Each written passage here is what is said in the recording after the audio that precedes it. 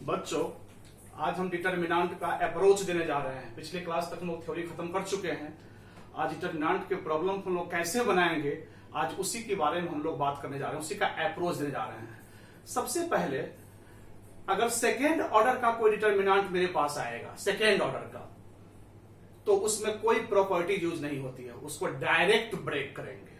पहले left diagonal अब minus right diagonal, बायां विकर्ण अब माइनस दायां विकर्ण करके उसका आंसर निकाल लेंगे, यानी डायरेक्ट ब्रेक करेंगे सेकेंड ऑर्डर का। उसके लिए कोई बात नहीं है।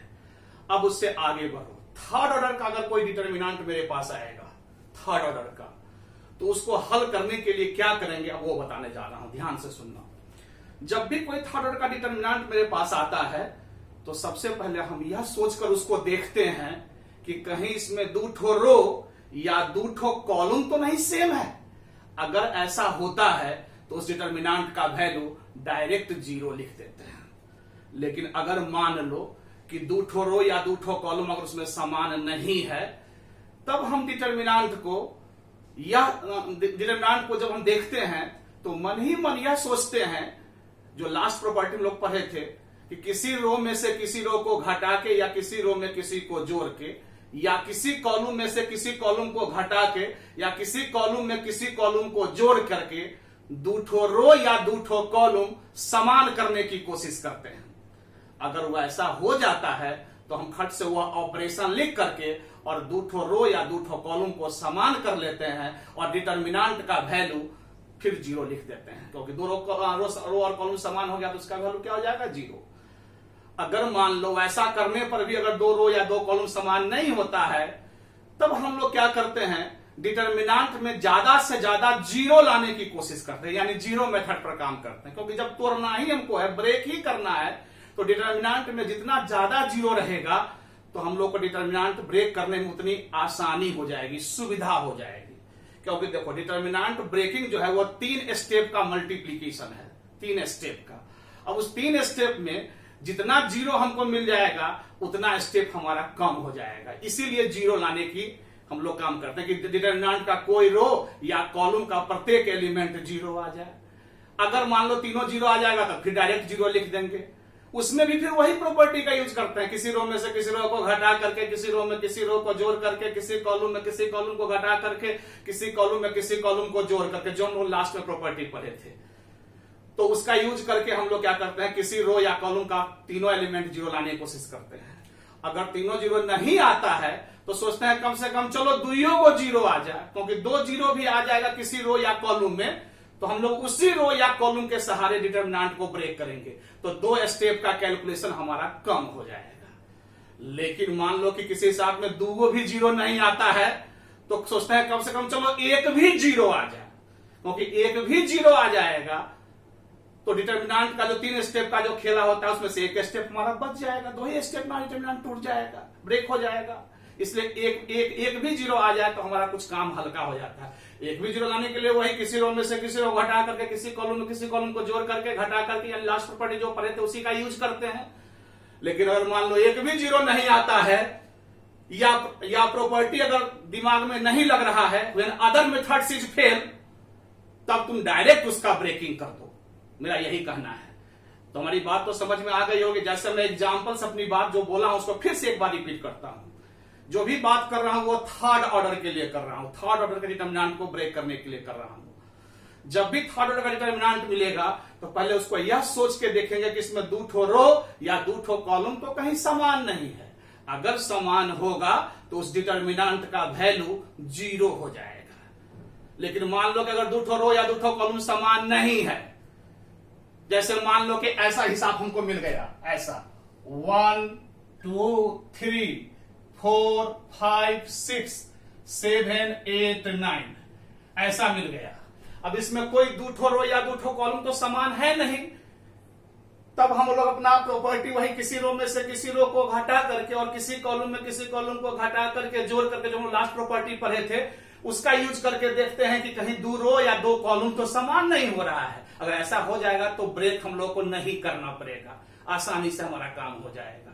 जैसे इसमें हम देख रहे हैं कि फर्स्ट कॉलम में से अगर सेकंड कॉलम घटाएंगे तो 8 में से 2 जाएगा -1, 4 में से 5 -1, 7 में से -1, और सेकंड में से थर्ड जाएगा तो ये भी -1 हो जाएगा, यानी दो गो कॉलम समान हो रहा है। तो खट से वो काम हम लोग कर देंगे ऑपरेशन लिख करके ऐसे, C1 goes to C1 minus C2 और C2 goes to C2 minus C3, और इस प्रकार से 1 में से 2 गया तो -1, 4 में से 5 गया -1, 7 में से 8 गया तो -1, 2 में से 3 गया तो -1, 5 में से 6 गया तो -1, 8 में से 9 गया तो -1। इस प्रकार से 3, 6 और 9, और इस प्रकार से डिटर्मिनेंट में देखो दो ठो कॉलम हमारा समान आ गया। जब ये दो कॉलम समान हो गया तो इस डिटर्मिनेंट का वैल्यू हो गया 0, और इस प्रकार से हमारा आंसर निकल गया बिना ब्रेक किए हुए। तो यही हम कहना चाह रहे थे कि जब भी कोई डिटर्मिनेंट आवे तो उसमें ऑपरेशन करके देखेंगे मन ही मन कि कोई दो रो या दो ठो कॉलम तो समान नहीं हो रहा है। अगर ऐसा हो रहा है ऑपरेशन कोई करने से, तो वह ऑपरेशन या वह क्रिया करके दो रो या कॉलम को समान कर देंगे और उसका मान 0 लिख देंगे, ब्रेक करने की कोई जरूरत नहीं होगी। लेकिन मान लो कि कितना भी कोशिश कर ले हम लोग प्रॉब्लम में, उसमें दो रो और दो कॉलम समान नहीं हो रहा है, तब हम लोग जीरो मेथड पर काम करते हैं कि डिटर्मिनेंट में कितना ज्यादा से ज्यादा जीरो आवे, क्योंकि डिटर्मिनेंट में जितना ज्यादा से ज्यादा जीरो आएगा तो उतना ब्रेक करने में आसानी हो जाती है। जैसे देखो मैं दिखा रहा हूं, जैसे मान लो एक एग्जांपल लिए, जैसे यही 0 0 0 0 0 1 2 3 4 5 6 2 मान लो, यही डिटर्मिनेंट है एक एग्जांपल के रूप में। इसमें देखो फर्स्ट कॉलम में दो ठो जीरो दिखाई दे रहा है, क्लियर है, 2 जीरो दिखाई दे रहा है। अब इस डिटर्मिनेंट को अगर हमको ब्रेक करना होगा, इसका वैल्यू अगर निकालना होगा, तो इसको हम लोग किधर से ब्रेक करेंगे? फर्स्ट कॉलम से। क्यों? क्योंकि फर्स्ट कॉलम से ब्रेक करेंगे तो हमको फायदा मिलेगा, क्योंकि जीरो जिधर रहे उधर से ही ब्रेक करना चाहिए। अगर फर्स्ट कॉलम में जीरो रहेगा तो फर्स्ट कॉलम से ब्रेक करेंगे, अगर थर्ड कॉलम में जीरो रहता तो थर्ड कॉलम से ब्रेक करते। उतना ही नहीं, अगर हमको अगर सेकेंड रो में अगर ज्यादा जीरो रहता तो सेकेंड रो से ब्रेक करते। यानी जिस रो या जिस कॉलम में ज्यादा जीरो हो उधर से ही ब्रेक करेंगे तो डिटर्मिनेंट आसानी से टूट जाएगा, ब्रेक हो जाएगा। जैसे डिटर्मिनेंट को हम फर्स्ट कॉलम से ब्रेक करेंगे, क्योंकि फर्स्ट कॉलम में 2 जीरो दिखाई दे रहा है। तो आओ फर्स्ट कॉलम से अगर ब्रेक करेंगे तो हम लोगों का साइन तो पता ही है, प्लस माइनस प्लस, तो 0 इंटू कुछ तो 0 ना हो जाएगा, तो लिखने की कोई जरूरत नहीं है। अरे भाई 0 इंटू 0 से ढकने वाला हो जाएगा तो 4 5 और 6 2 हो जाएगा। तो 0 इसका कैलकुलेशन करेंगे तो 4 इंटू 2 8 और 6 इंटू 5 30, तो 8 में से 30 गया तो -22 में अगर 0 से गुना होगा तो 0 ना हो जाएगा। इसीलिए हम कहते हैं कि ये स्टेप नहीं लिखेंगे। बात समझ में आ गई होगी, तो वही इसलिए हम इसको नहीं लिखना चाह रहे हैं। तो वही मैं कह रहा हूं कि 0 इंटू कुछ तो हो गया 0, फिर प्लस के बाद माइनस 0 इंटू कुछ तो वो भी हो गया 0, तो लास्ट में फिर प्लस 1 इंटू, और 1 से बनने वाले रो और कॉलम को ढक देंगे तो क्या हो जाएगा 2 3 और 4 और 5 हमको दिखाई पड़ेगा 1 वाला से। देख लो 1 से बनने वाले कॉलम और रो को ढकेंगे तो 2 3 4 5, और इस प्रकार से 1 इंटू 2 इंटू 5 10 हो गया, और 4 इंटू 3 12 हो गया, और इस प्रकार से इसका आंसर -2 आ गया। तो देखो मेरा ये कहना था, चूंकि 2 ठो जीरो है तब ना हमारा 2 स्टेप बच गया है। 2 जीरो था इसलिए 2 स्टेप बच गया है, एक ही स्टेप का कैलकुलेशन हुआ, इसीलिए जीरो मेथड डिटर्मिनेंट बड़ा इंपॉर्टेंट होता है। जितना ज्यादा से ज्यादा जीरो आ जाए समझो उतना आसानी से तुम्हारा हिसाब बन जाएगा, इसलिए जीरो जितना आवे। अब एक एग्जांपल से और मैं क्लियर कर दे रहा हूं, जैसे देखो, जैसे देखो एक प्रॉब्लम में लिख रहा हूं 1 1 1 A B C B C C A और A B, इस यही प्रॉब्लम है 1 1 1 A B C B C C A और A B। मान लो एक प्रॉब्लम है, इसको बनाना है, तो बनाने के लिए तो डायरेक्ट भी तोड़ सकते हो, कोई दिक्कत नहीं, लेकिन हम अच्छा में अच्छा खोज रहे हैं कि जितना तुम्हें स्मार्टली तरीका से प्रॉब्लम बनाओ, जितना शॉर्टकट विधि से बना दो, हम उसकी बात कर रहे हैं। तो ब्रेकिंग से तब सब हिसाब बनता है। अब यही प्रॉब्लम है, तो जब भी हम समान चीज देखेंगे, इक्वल चीज देखेंगे, बराबर चीज, जैसे देख रहे हैं 1 1 1 है, तो इतना तो तुम जानते हो कि बराबर में से बराबर चीज अगर घटा देते हैं तो 0 नहीं हो जाता है। अगर 5 में से 5 घटेगा तो 0 हो जाएगा, 1 में से 1 घटेगा तो 0 हो जाएगा। तो जब ये डिटर्मिनेंट में बराबर चीज देख लेंगे तो घटाइए देंगे, तो घटाएंगे तो 0 हो जाएगा। और 0 हो जाएगा तो हम तो डिटर्मिनेंट चाहते हैं कितना ज्यादा से ज्यादा 0 आ जाए, क्योंकि जितना 0 आएगा उतना कैलकुलेशन करने में हमारा इजी हो जाएगा। तो यहां जब ये समान चीज देख लिए तो फट से क्या करेंगे कि हम लोग घटा करके 0 बना देंगे। तो देखो तो इतना और सब क्या है वो सब नहीं देख रहे, लेकिन समान चीज देख रहा है तो इतना तो दिमाग में आ रहा है कि 0 बन जाएगा। पहला रो में से दूसरा रो को घटा देंगे और दूसरा रो में से तीसरा रो को घटा देंगे, तो 2 ठो 0 तो बन जाएगा। डिटर्मिनेंट हमारा ब्रेक करने में आसान हो जाएगा। इसी को हम 0 मेथड बार बार बोल रहे हैं ऐसे। और इसका ऑपरेशन लिख देंगे R1 goes to R1 minus R2 और R2 goes to R2 minus R3, ऐसे कर देंगे। क्लियर है। और इस प्रकार से ये हो गया। देखो 1 में से 1 गया तो 0, A में से B गया तो A माइनस B, और BC में से CA गया तो C कॉमन ले लेंगे तो B माइनस A हो जाएगा। क्लियर है। और इस प्रकार से भी 1 में से 1 गया तो 0, B में से C गया तो B माइनस C, और CA में से AB गया तो A कॉमन ले लेंगे तो C माइनस B हो जाएगा। और यह 1 C और AB ज्यों करते हो। अब इसको हम लोग को 2 ठो 0 जिधर रहे, जहां रहे, जिस रो या कॉलम में, उधर से ही ब्रेक करेंगे।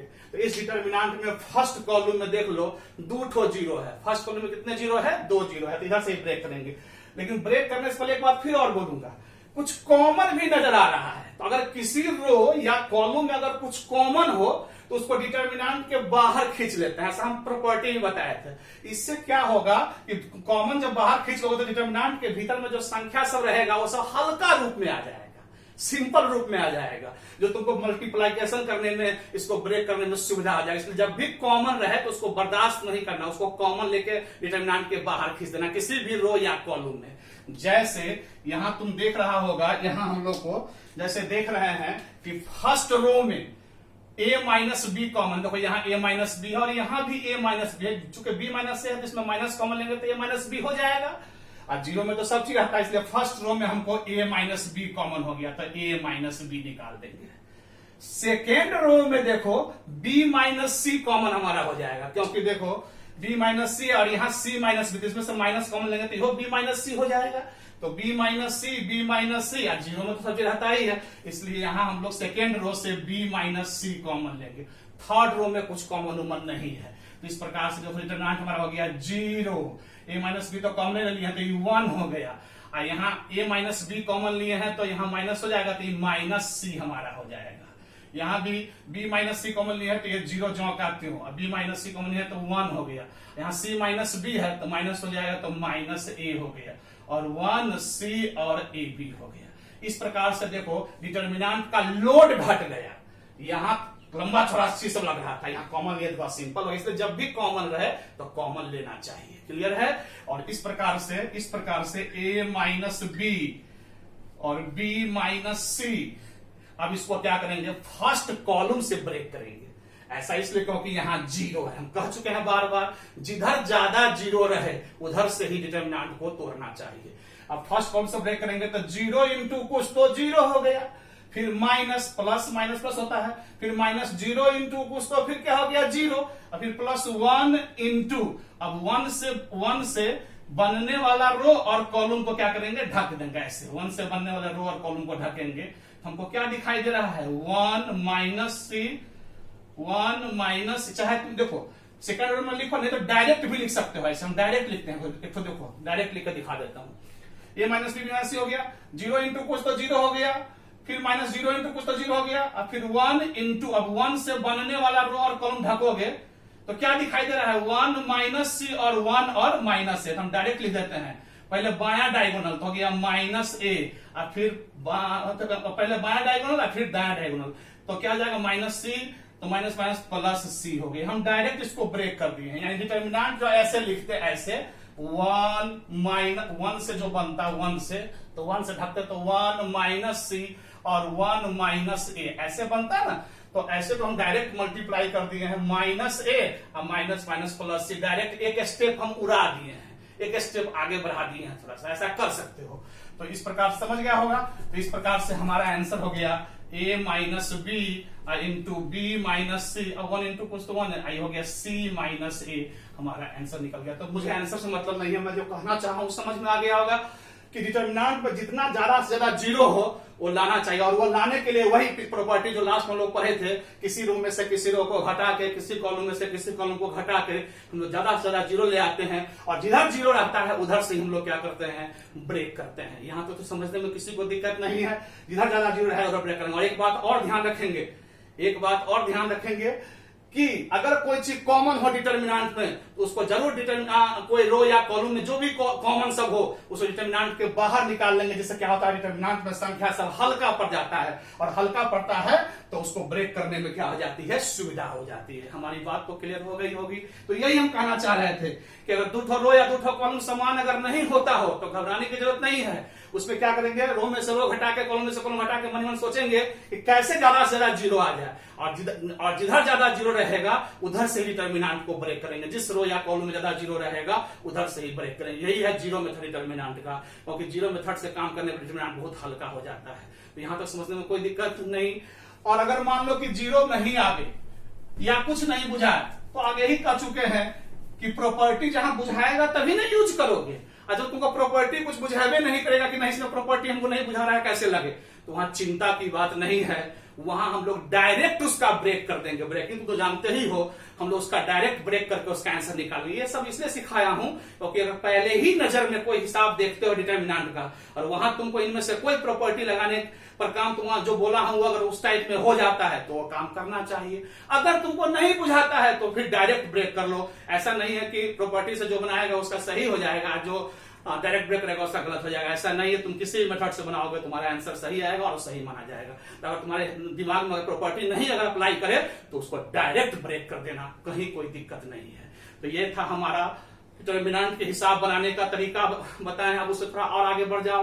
प्रॉब्लम में तुमको मिलेगा माइनर और को फैक्टर निकालने का।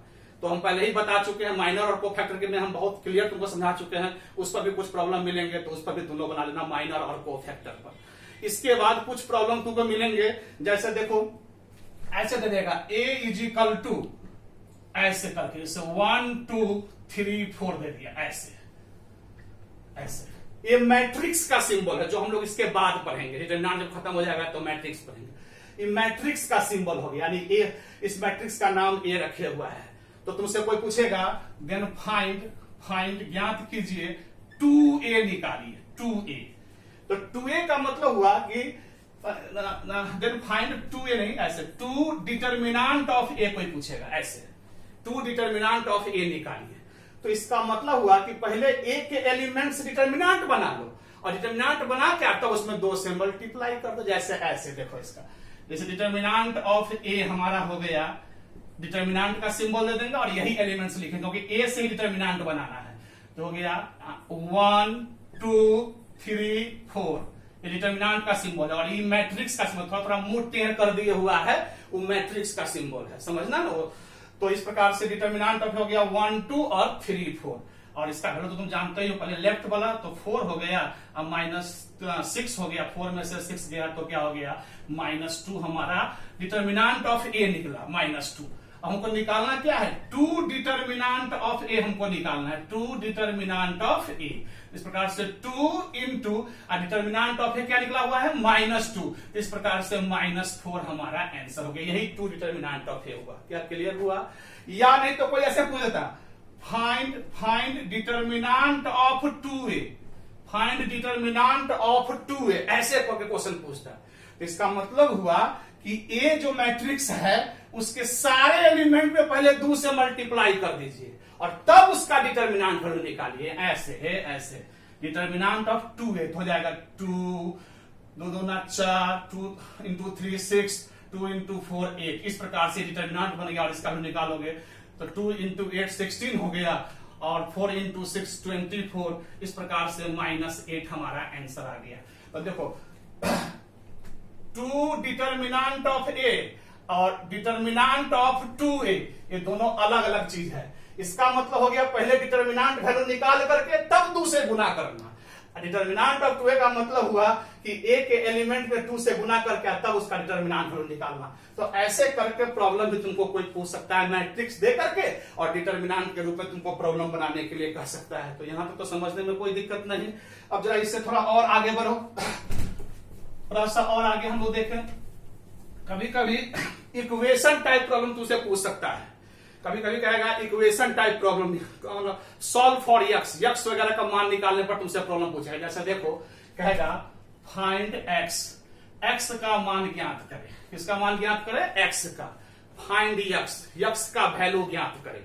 ऐसे करके तुमसे हिसाब कोई पूछ सकता है। जैसे दे देगा ऐसे x2 3 4 इजिकल टू 5 2 6 3 ऐसे दे देगा। मान लो ऐसा प्रॉब्लम दे दिया। इसमें करा, ये इक्वेशन टाइप प्रॉब्लम है, करा फाइंड यक्स, चाहे सॉल्व फॉर यक्स, यक्स के लिए हल कीजिए। तो इक्वेशन टाइप का ही प्रॉब्लम है तो उसमें कोई बहुत बड़ी बात नहीं, इसमें डिटर्मिनेंट को ब्रेक करना है बस। जब ये ब्रेक करोगे तो एक इक्वेशन बन जाएगा यक्स में और एक्स का वैल्यू हम लोग क्या करेंगे? निकाल लेंगे। जैसे यहीं पर पहले आओ सॉल्व करते हैं तो क्या हो जाएगा? 4x माइनस 6 हो गया इजिकल टू, और यहां पर हल करेंगे तो हो गया 5 इंटू 3 तो हो गया 15 और माइनस 6 इंटू 2 तो हो गया 12। क्लियर है? इधर भी हल कर लिया और इधर भी हल। इस प्रकार से इक्वेशन बन गया 4x माइनस 6 और 15 में से 12 गया तो 3। इस प्रकार से 4x इज इक्वल टू 9 हो गया और इस प्रकार से x इज इक्वल टू 9/4 हमारा आंसर निकल गया। इक्वेशन टाइप प्रॉब्लम था। यहां पर कभी कभी ऐसे कर देता, कभी कभी ऐसे नहीं दे करके ऐसे ऐसे x2 3 4 इज इक्वल टू 0 चाहे 1 चाहे 2 चाहे 3 चाहे 4 दे देता और कहता फाइंड यक्स, यक्स का मान ज्ञात करे। ऐसे तुमसे कोई पूछ देता। क्लियर है? कहता यक्स का मान आप ज्ञात करें। क्लियर है? तो यहां पर भी वही जैसे वहां किया, यहां दोनों तरफ किया, यहां एक ही तरफ करेंगे ऐसे 4x minus 6 is equal to क्या हो गया? 0 और इस प्रकार से 4x इज इक्वल टू 6, इसलिए x इज इक्वल टू 3/2 हमारा आंसर निकल गया। तो इस टाइप का इक्वेशन टाइप भी प्रॉब्लम तुमको मिल सकता है। क्लियर है? तो मैंने जो बात बताया आप तुम समझ चुका है। ऑन दी होल अगर बात करेंगे तो डिटर्मिनेंट ब्रेकिंग ही मेन चीज है, डिटर्मिनेंट को ब्रेक करना ही मेन चीज है। तो हमारा कहना यही है कि जब भी अब लास्टली हम जितना बात बोले उसको कंक्लूड कर देते हैं कि जब भी कोई डिटर्मिनेंट का प्रॉब्लम हमारे पास आवे, सेकेंड ऑर्डर की तो कोई बात ही नहीं है, डायरेक्ट लेफ्ट हैंड डायगोनल और माइनस राइट हैंड डायगोनल। और जब भी थर्ड ऑर्डर का कोई डिटर्मिनेंट आएगा तो वहां सबसे पहले हम लोग जरूर देखेंगे कि उसमें 2 ठो रो या 2 ठो कॉलम समान नहीं है। अगर समान होगा तो उसका वैल्यू 0 हो जाएगा। अगर समान नहीं है तो प्रॉपर्टी जो लास्ट पर थे, रो में से रो घटा के, कॉलम में से कॉलम घटा करके, जोड़ करके किसी तरीका से 2 ठो रो या 2 ठो कॉलम को समान लाने की कोशिश करेंगे। अगर वह समान आ गया तो फिर उसका वैल्यू 0 हो जाएगा, ब्रेक नहीं करना पड़ेगा। लेकिन अगर मान लो 2 ठो रो या 2 ठो कॉलम समान नहीं होता है तो फिर 0 मेथड जो बोले हैं कि मैक्सिमम 0 लाने की कोशिश करना, कि डिटर्मिनेंट जितना ज्यादा से ज्यादा 0 है, क्योंकि जितना ज्यादा 0 आएगा और जिधर 0 रहेगा, जिस रो या कॉलम में 0 रहेगा उसी रो या कॉलम से हम डिटर्मिनेंट को ब्रेक करेंगे। इसलिए ज्यादा से ज्यादा 0 लाएंगे और 0 लाने में भी वही प्रॉपर्टी, रो में से रो घटा करके, कॉलम में से कॉलम घटा करके, जोड़ करके जो बताए उसका यूज करेंगे और जिधर ज्यादा 0 रहेगा उधर से डिटर्मिनेंट को ब्रेक करेंगे। अगर 0 भी नहीं आता हो, जब सारा मेथड्स जब तुमको लगे कि नहीं इसमें कोई दिमाग नहीं लग रहा है, तो वहां तब डायरेक्ट ब्रेक करेंगे। तुम्हारे पास तो एक ऐसा चीज दे दिया हूं जो तुम किसी भी हिसाब को बना सकते हो, ब्रेकिंग मेथड जो है, तो उसको डायरेक्ट ब्रेक करके उसको हल कर लेंगे। तो ये हो गया डिटर्मिनेंट के हिसाब को बनाने का सारा तरीका बता दिया। और को फैक्टर और माइनर निकालना तो पहले बता चुका हूं। को फैक्टर तुम लोग समझ रहे हो, विथ साइन यानी चिन्ह के साथ काम करते हैं, और माइनर में होता है विदाउट साइन यानी चिन्ह के बिना हम लोग काम करते हैं, इसलिए इसको ध्यान रखना। एलिमेंट को रिप्रेजेंट करना सिखा दिया हूं, जैसे बता दिए थे कि A23 का मतलब हुआ एलिमेंट ऑफ दूसरा रो और तीसरा कॉलम। ये सब बता चुके हैं, तुम लोग समझ रहे हो इस बात सबको। तो एलिमेंट्स रिप्रेजेंटेशन पर भी कुछ हिसाब पूछे जा सकते हैं और कुछ हिसाब मैट्रिक्स का चिन्ह देकर क्या डिटर्मिनेंट क्या निकालने को तो बता ही दिया हूं, वो भी समझ गए। और कुछ हिसाब इक्वेशन टाइप प्रॉब्लम जो दिया हूं, इस टाइप का हिसाब तुमको मिलेगा, तो उसमें बस मैट्रिक्स को हल कर लेंगे। ये तो सेकंड ऑर्डर में दिया है, थर्ड ऑर्डर में कोई दे सकता है। जैसे मान लो थर्ड ऑर्डर में ऐसे देता x 2 3 4 5 7 1 2 3 इज इक्वल टू 0। अब कहता फाइंड x का मान निकालिए। तो ये भी वही बात, इस डिटरमिनेंट को पहले ब्रेक कर लेते और उतना बराबर 0 लिखते थे, इसमें x में इक्वेशन नहीं आ जाता और यहां से हम लोग को x का मान निकल जाता। तो इक्वेशन टाइप का प्रॉब्लम रहेगा। तो यही सब है डिटरमिनेंट के हिसाब बनाने का तरीका। अब अगले क्लास में तुम लोग को कुछ प्रॉब्लम हम डिटरमिनेंट में जो अच्छे प्रॉब्लम सब है वो सब बना करके उसका हम वीडियो देंगे। अगले क्लास में तुम लोग को प्रॉब्लम का वीडियो मिलेगा और जब ये प्रॉब्लम खत्म हो जाएगा तब इसके हम लोग को पढ़ना है यूज ऑफ डिटरमिनेंट, डिटरमिनेंट का क्या क्या यूज होता है और वह यूज पढ़ने के बाद फिर उसका प्रॉब्लम खत्म हो जाएगा। तो इस प्रकार से डिटरमिनेंट का हमारा सारा कहानी खत्म हो जाएगा। तो अगले क्लास में तुम लोग को मैं इसके बाद तुम लोग अब प्रॉब्लम बनाना और प्रॉब्लम बना करके और इसके बाद तब मैं प्रॉब्लम का भी वीडियो भेजूंगा और उस प्रॉब्लम से तुम लोग देखना कि तुमसे कितना बना, कैसे क्या बना और तब उसके बाद आगे की बात करूंगा। तो अगले क्लास में हम तुमको प्रॉब्लम का वीडियो भेजेंगे। अब क्लियर हो चुका? यहां तक समझने में किसी को कोई दिक्कत नहीं? तो चलो आज का क्लास इतना ही। सभी विद्यार्थियों को बहुत बहुत धन्यवाद। Thank you for your patience.